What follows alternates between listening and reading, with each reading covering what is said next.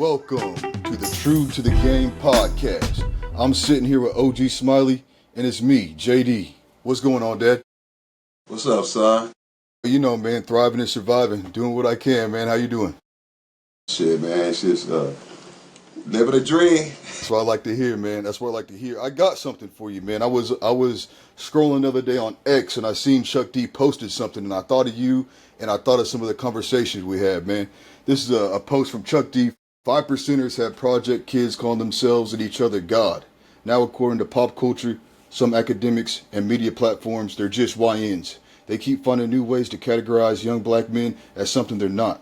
Peace to all the young gods. What do you think about that, man? I tell you, man, that word YN is like young niggas. I hate that.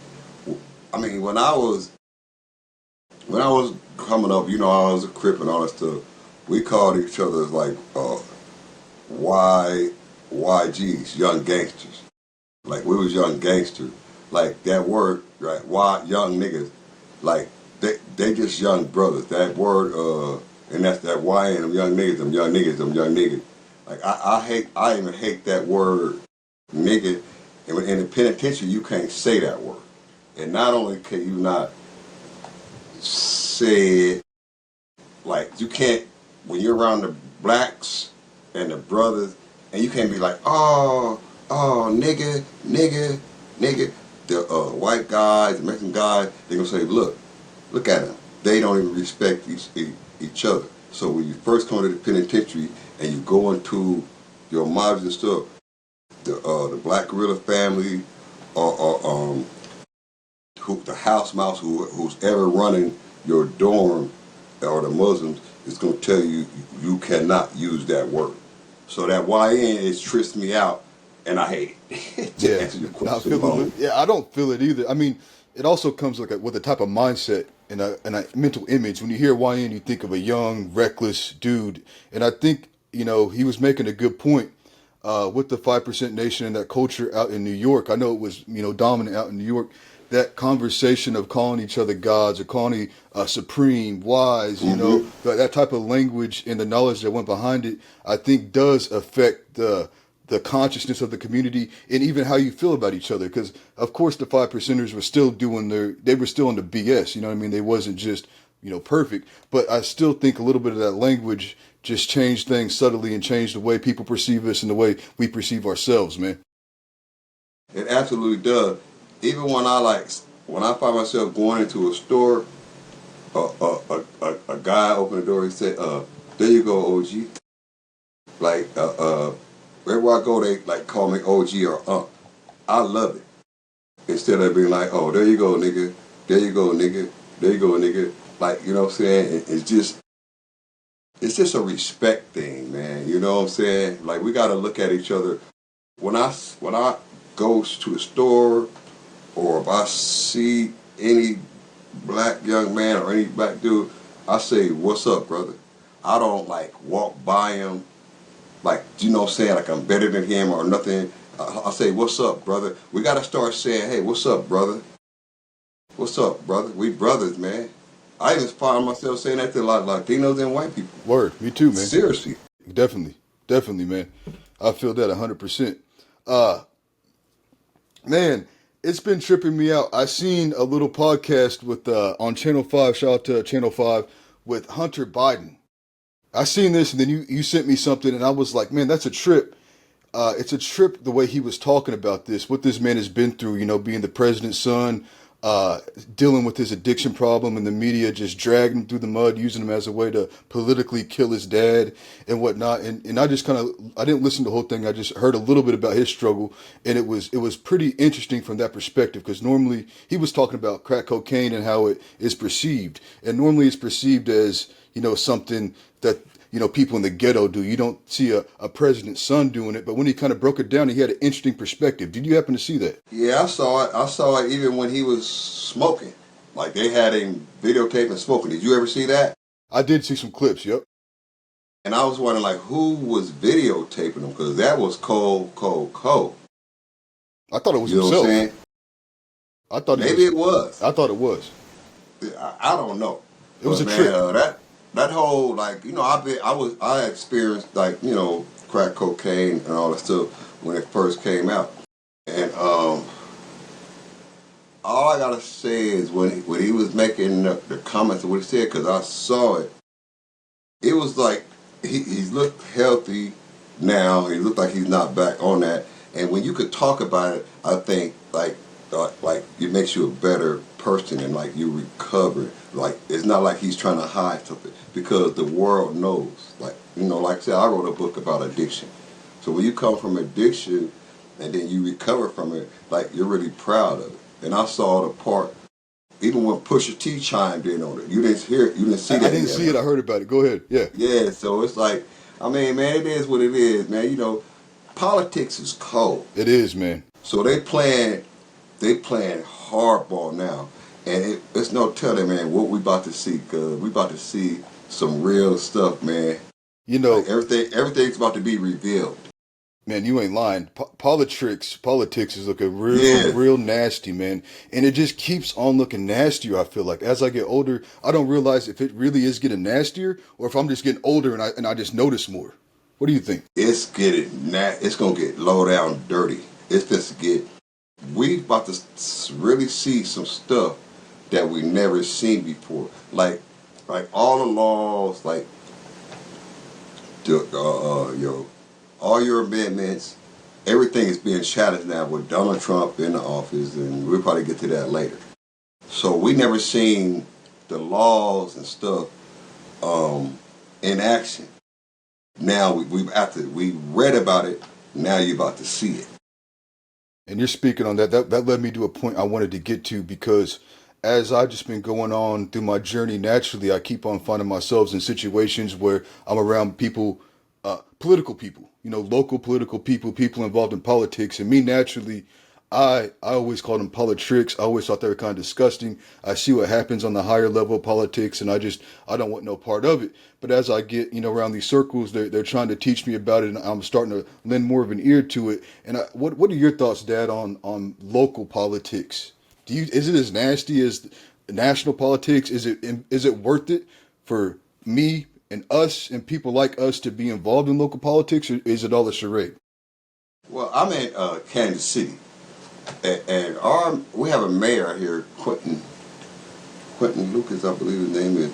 He's trying to do good, and the people in L.A. I don't know, Newsom, he's doing good, and you're in St. Joe, and those are state, like you know what I'm saying. Like But local, yeah. when you go, well, yeah, when you like, those are like, but when you go higher, all they become actors. They're all actors. They're all actors. I hate to say it, suppose they all want you to think that they're putting the best in you, but then after they get off stage, they go home to their big houses, their families, and their kids are going to college and all that stuff, and they're eating and whining and dining and then doing stuff, and then they come back the next day and get in front of the camera and tell you what you want to hear. So I try to like politics. I just look at it like it's a big show. That's what it You seems know what I'm like, man. saying? Yeah. That's what it seems So like. like don't like I always tell people don't take it serious because they don't care about you. Word. I mean, that's definitely what it seems like, man. When I grew up, I remember my first president, right? Because I be thinking about this shit. I mean, my first president was Bill Clinton, and he was in the White House doing his thing. Like, it was controversial already. You know what I mean? And then it comes back full circle with this Jeffrey Epstein thing and all that nasty work and nasty business. And I know we don't really want to talk about it, man, but it's so messed up how this man and what his crimes are becoming available, and these people have done research on him and his connections to Mossad and the CIA and the different billionaires and influential people throughout the world, and even Donald Trump.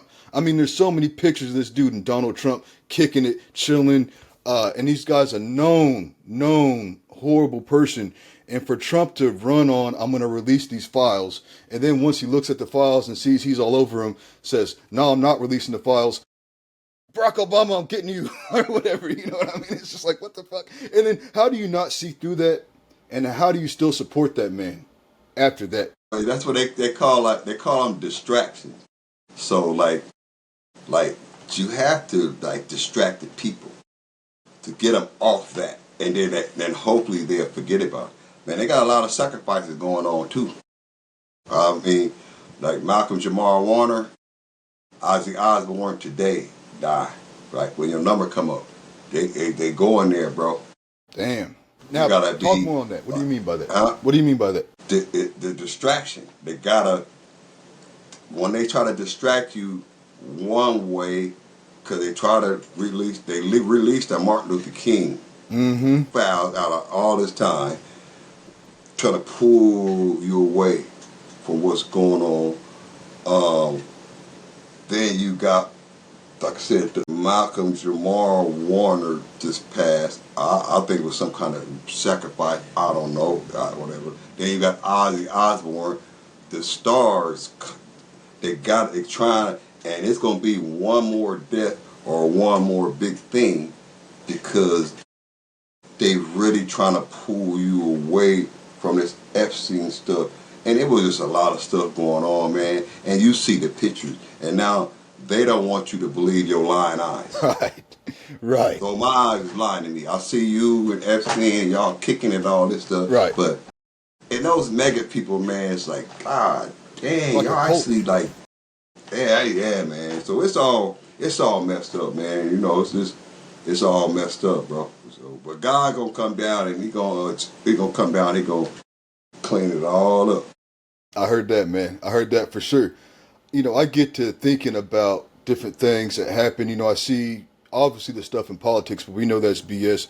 But even like I hear a conspiracy theory floating around. This is one that you presented to me as well, where they talk about the English language and spelling and all the technology used in the language. Do you believe that's true? And if that is true, man, is everything a lie? Is the world a stage? Are we just have we been completely manipulated since we were born? Now I think I know the answer to this, but I would like to hear your answer. Man, I'm sad to say, we've been manipulated since we've been born. That's why I have a degree in broadcasting, and so they taught us all this stuff. One of my teachers, I graduated from Northwest Missouri State University. We was one of the first colleges to put computers in all the dorm rooms, and we're one of the number one broadcasting colleges. My instructor, my professor, Fred Lehman said, once you finish these classes, you will never look at TV again. That's how you look at it now. Because they were showing us what they do. Like, you know what I'm saying? So it's like, that's why it's called television programming, radio programming. So you keep watching the same stuff, and it programs you. Even if you listen to radio and you're caught in traffic, and then you hear the song like over and over again, and you hate it, but then you start liking it and you start humming it because they program it. 100%. So like we're actually like they actually they're actually programming you, man. You got to break out of it. Like you got to. It's really at the Matrix. Like people gotta watch the Matrix and stuff. Like you know what I'm saying. Seriously, people don't think that's real, but you get up, you go to work, you get on the highway, you get off, you come home, you do it. You do it like every goddamn day. And it You know don't what I'm feel saying? natural sometimes. Even if you Huh? like, it don't Yeah, feel it's natural like sometimes. damn. It's the Even though same. you That's like why. what you do and shit, but it still just feels like you're like, damn, this is just what it is until I'm 80 years old or whatever. Uh, no, man, I think you're making a lot of good points. I kind of had to do my own sense of self-discovery and knowledge of self and knowledge of the world during like 2020. Like that sparked off a whole new quest for me. And once I went through that quest and I got really detailed in my knowledge and not just looked at things from the surface level, but actually did the knowledge and the history on, religion, history itself, philosophy, all these different things, it's way more nuanced. And when you get all that information, it's actually way different than how it was actually presented to you. Now, the argument is maybe they have to make it real simple for us when we're in school and they don't think we're really smart, so they can't make it overly complicated. But once you really learn all this shit, it's like it's like a 180 from what you've been told. And the thing is, we live in the information age, so now we don't have no excuse. That's the part, right? We live in the information age. If you want to learn something, you could learn different languages. You could learn from academics for free on YouTube. You could learn how to engineer stuff. You could learn how to code. You could learn how to anything you want to do. You could learn how to do it. So we live in the information age. So there's no excuse not to get this detailed information. But man, you gotta dig deeper than what you were told at school. I think a lot of people also were kind of living in a surface level layer of existence, like believing what the politicians told them, believing what the news told them, and then 2020 hit them, and these people never thought of nothing crazy before, and then they went off the charts with their BS, with the QAnons and all those people. One thing I got to say about you, Dad, is that you've always been on this, and you put me on this real young. I'll tell the audience a quick story real quick. This is funny. There you go. This is funny, right? So I'm like, I gotta be 6, 7 years old, and I'm hanging out with my dad at the house, and my mom's doing something, right? And I'm hanging out with my dad, and he's like, son, come here, I gotta show you something. And I'm like, what's up? And he pulls the sheet off this huge present. He said, I got this for you, not Santa. He told me that I was a young kid. I was like, what the fuck? And I also remember him telling me, these Easter and these holidays, these are pagan holidays. I'd be like, what? There's no way. Because my daddy gave me this game when I was young. And that's why I was able to build on it when I got older. But I remember being a kid, I was like, there's no way. This is Jesus Christ rebirth. What do you mean pagan holidays? But then once you see it, you see the eggs, you see the Easter bunny, you see the spring fertility ritual going on that's happened forever. And you just see this shit is way more layered and way more nuanced than you would ever know if you didn't look. And then it goes, they tell you about like, it's like what's supposed to be Jesus or something, right? But during on Easter's and those days, you don't hear the word Jesus and God. It's Easter. We got eggs. It's an Easter bunny. We're going hunting for eggs. You don't never hear the resurrection or nothing, the resurrection of Christ or nothing like that. Even with Christmas, it's Christmas. What did you give me for Christmas? Like what? But you never hear. Like, right should those holidays come? You'll never hear God and Jesus. You'll just hear, what did I get? What I'm going to get? Whatever. You never hear that. I'll be tripping on that stuff. That's why I told you that I didn't want you to like fall for that and think it was like some white man coming down the chimney and bringing you presents. Because I did. I ain't going to even lie. And I was young, man. When I found out it wasn't a real Santa Claus, because it broke my heart. You know what's funny? It didn't break mine. I was like, I didn't know before then, but I always thought it was weird. You know what I mean? Because you already have logic when you're that age. I always thought it was weird, but I didn't question it. Of course, because my parents, it was just what it was. But once you told me that, I was just with you. I was like, well, shit, there it is. That's what it is. When I found out it was, man, it broke my heart, man. I ain't gonna even lie, man. And you know what? Now that you brought that up, cause son, I was like, I was thinking the other day, because I was so young. And when you're young, you're like naive. So it goes back to what you're saying, like we can get programmed, and you start programming. Like, you know what I'm saying? And I probably was about like six or 8, anywhere before 10. I don't know. But that's when your mind, you can get manipulated, you know what I'm saying? And I saw a damn poster, cause I don't know if I was my mother or somewhere, and I had a lot of uncles. My Uncle John, my Sonny, my Uncle Leroy, my Uncle Dave, and I got my aunties and stuff. So I was really family oriented. And I saw a poster, and it said, Uncle Sam wants you. And I really thought that was my damn uncle. I said, now I got all my uncles. Then I got another uncle. And I got another uncle. I got Uncle Sam. And he wants you. Yeah. I didn't know what he wanted me for. But I just said, okay, I got another uncle. I mean, no, that's hilarious. But it shows you. So they programmed me. And then now that I've seen that, I'm like, shit, Uncle Sam don't fuck with you. Uncle Sam is not my uncle. Right. Can't go back and say we're public enemy. Like, he got a singer there, Uncle Sam ain't my damn uncle. He got a little lurk in there. Yeah.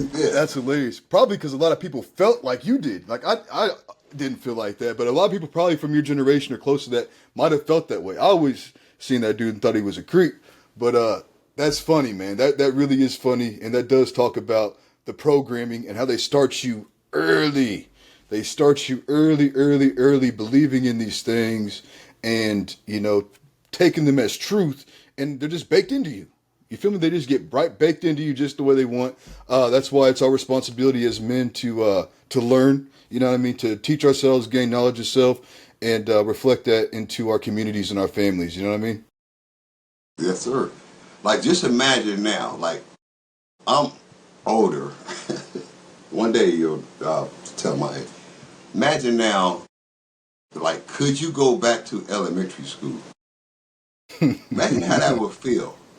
It'd be a Starting trip. from the first grade, second grade, third grade. I remember I used to pick you up, and then I remember from school and stuff. And I remember when I was in elementary school. But now let's look how you went through like first grade, second grade, third grade, fourth grade, fifth grade. Do you think you could actually go back through that? Probably not. Or it would Uh, be fun. It would be fun because I'd be trolling oh teachers. I'd be teaching the no, teachers. But huh? I said Yeah, I'd be trolling the teachers. I'd be teaching the teachers.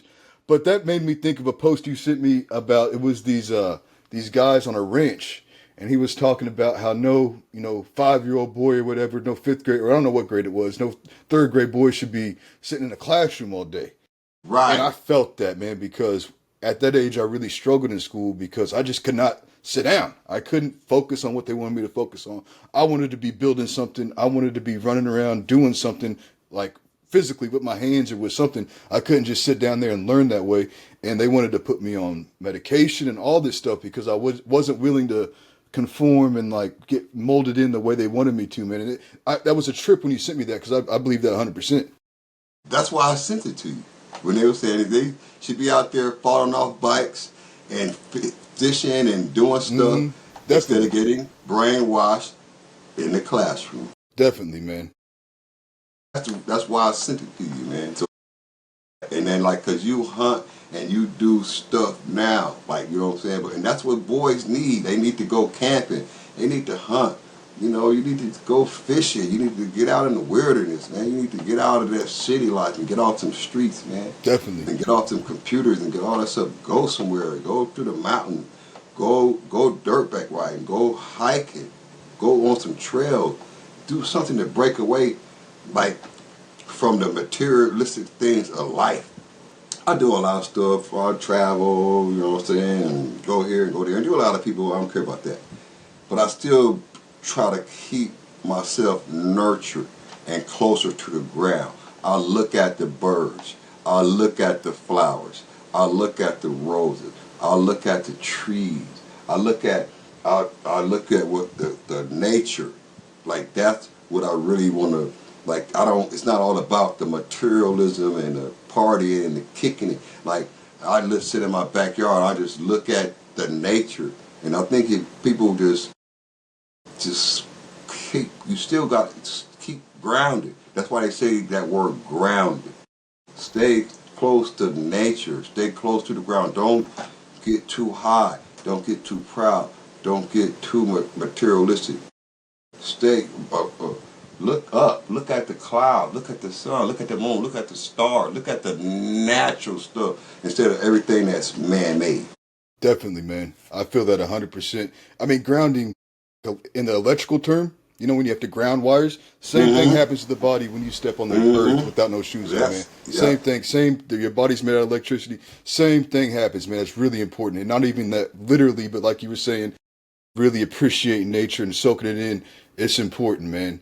That kind of makes me think of, just talking about people that live in cities and the difference between living in the cities or getting out in nature and how at times that could be a struggle or whatever. There's something there that reminded me of some of the urban decay I've been seeing in different cities. I've seen it like in Cleveland. I think I've seen it in Philadelphia where there's streets and there's like open air drug markets and there's people that are just almost zombified in the cities. And not only that, you showed me that, and I've been doing my own research, and I've seen these other things where there's like cities like Detroit that have these big, beautiful buildings and houses and complexes that are just vacant and this just decaying, and nothing's happening there.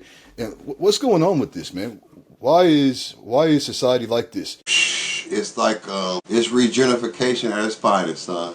Like when you watch Boys in the Hood, And he told you about regentrification, and now you see it all around you. All those buildings that you see now, they're going to bring it back to life. So it's so messed up that the black people had these communities and they had this stuff, and we destroyed them, and that's how they look now.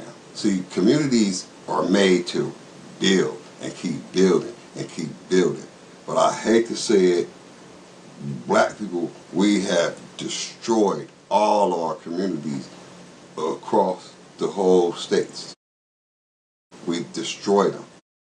We didn't build them up. We drugs, gangs, stealing from the local stores, where the stores now you see they got to lock everything up with plastic, and they just destroyed their community.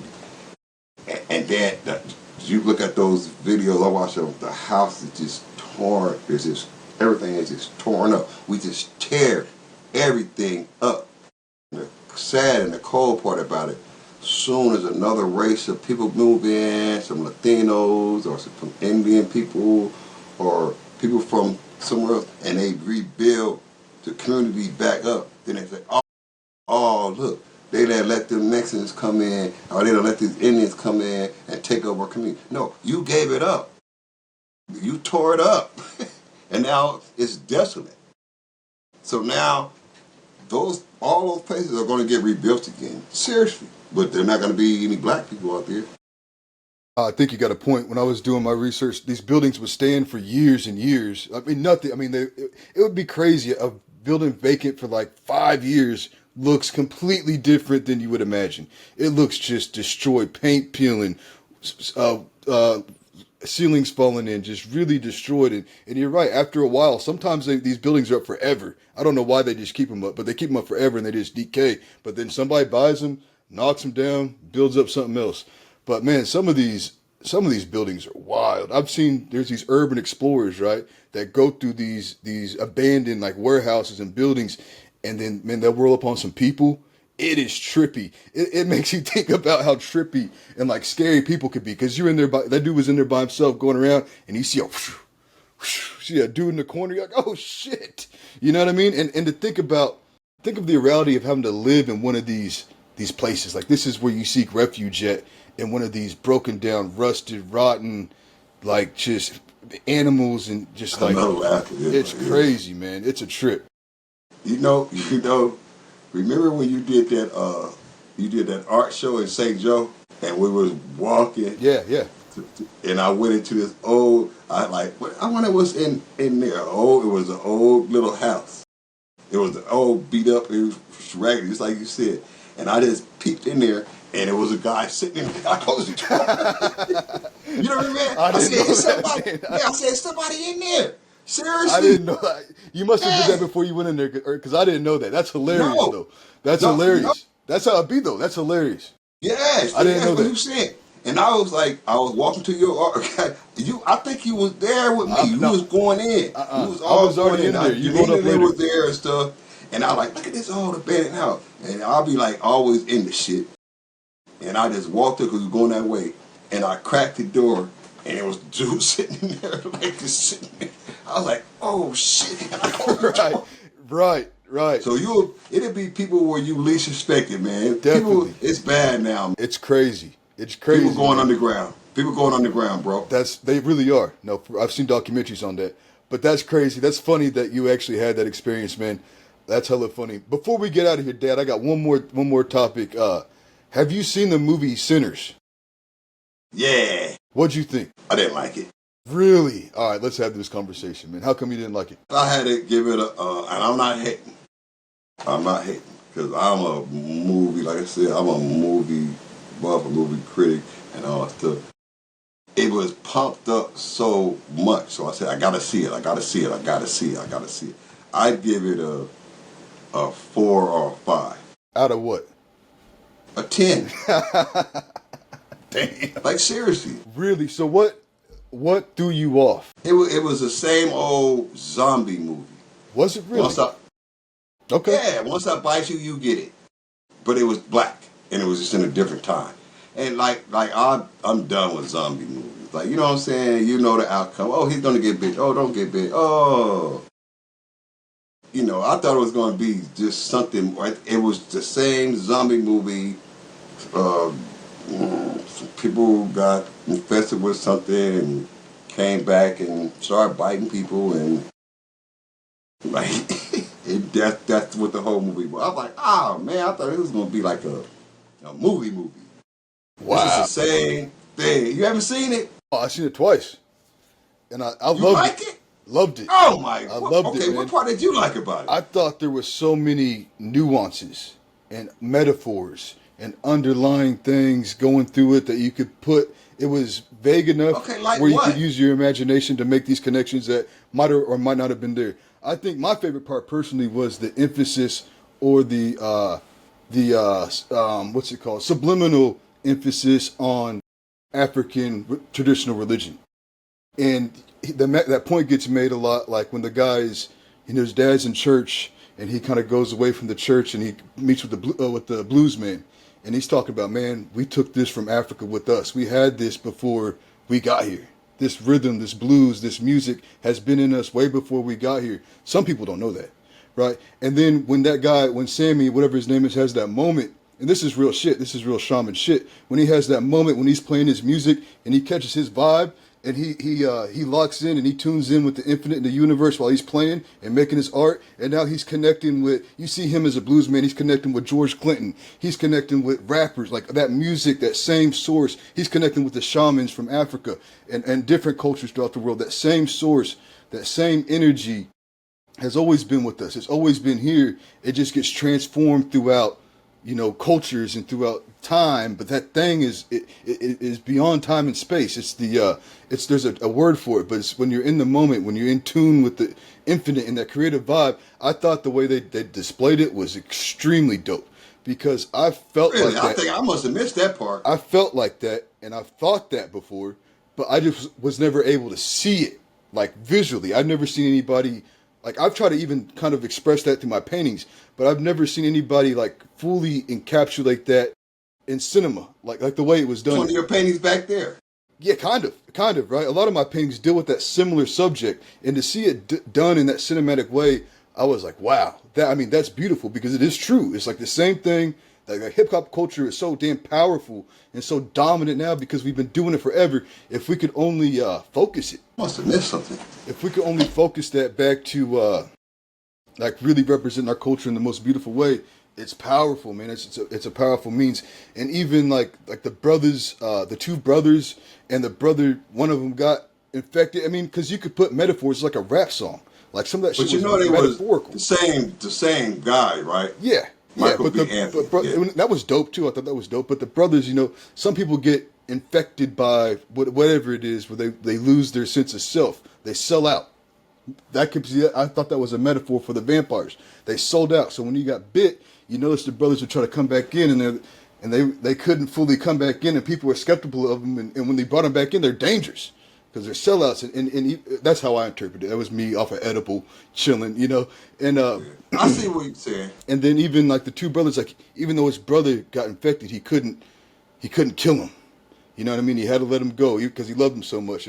I don't know. And the lady, the lady that was doing the voodoo and trying to protect, I thought that was a cool display of traditional culture. I thought that was dope because nobody shows our culture like that, our traditional culture, in a good light. Every time they show our traditional culture and traditional religion, we're like some crazy man with a bone in his mouth doing some witch doctor black magic. They never show us actually doing shit we've been doing forever and making it look like in a positive light. So I really appreciated that. I do understand people's critiques. Like there was a lot going on in the movie. There was a lot, is it a zombie movie? Is it a music movie? Is it this? Is it that? I get that, but I also think it was cool. Like that mix up was enough to leave ambiguity and metaphor and allow your mind to fill in the gaps in a kind of cool way. So I dug it. So what would you from on a scale from 1 to 10? How would you? I'm giving it a solid 7.5, 8. Hey, Maybe give it another watch with what I said, mine. I know it's kind of a divisive movie. Some people really like it, some people really don't. I get it. That's good though. That's how art should be. People should either love it or hate it. You feel me? I feel you. Yes, sir. Right on, man. It was good talking to you.